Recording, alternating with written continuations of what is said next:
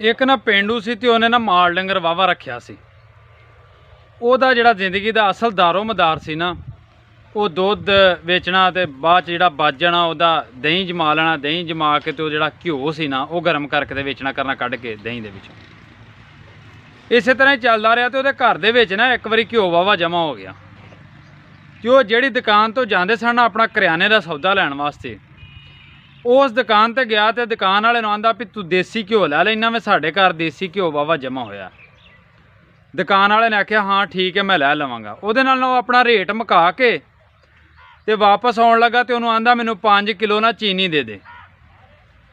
ਉਹਦੇ ਕੋਲੋਂ ਦੁਕਾਨਦਾਰ ਕੋਲੋਂ ਨੇ 5 ਕਿਲੋ ਚੀਨੀ ਲਈ ਤੇ ਚੀਨੀ ਲੈ ਕੇ ਤੇ ਆਪਣੇ ਘਰ ਆ ਗਿਆ। ਘਰੋਂ ਆਪਣੇ ਘਿਓ ਲਿਆ ਤੇ ਜਾ ਕੇ ਦੁਕਾਨਦਾਰ ਨੂੰ ਦੇਤਾ।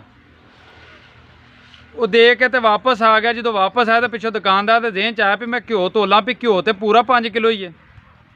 दुकानदार ने घिओ रखिया उत्ते ते घिओ जिहड़ा सी वो 4.5 किलो होया, अद्धा किलो घिओ घट गया। लेकिन वो जिहड़ा जिमीदार सी ना वो जट पेंडू वो 5 किलो के पैसे लै गया सी। हुण दुकानदार के जेहन च आ गई कि वो बेईमान है, जो वापस आएगा ना तो ये दोबारा गल करांदा। वो इस तरह अपनी रूटीन के मुताबिक थोड़े दिनों तो बाद फिर सौदा लैण वास्ते दुकान पर गया। जो दुकान पर जाता तो जाके वो जिहड़ा दुकानदार है ना दवा दव गुस्से च आ जाता वे तो उन्होंने बुरा भला कहण लग पैंदा, तू झूठा वे, तू बेईमान है, अज तो बाद मेरी दुकान पर ना ही इहो जिहे झूठे बंदे नूं मैं सौदा ना देना वा ते ना लेना वा। ओड़ा जट सी ना, सादा जट सी पेंडू, उन्हें आख्या होया की है। दुकानदार आंदा भी तेरा घिओ जिहड़ा सी 5 किलो नहीं 4.5 किलो होया सी, तू घट तोल के आंदा है।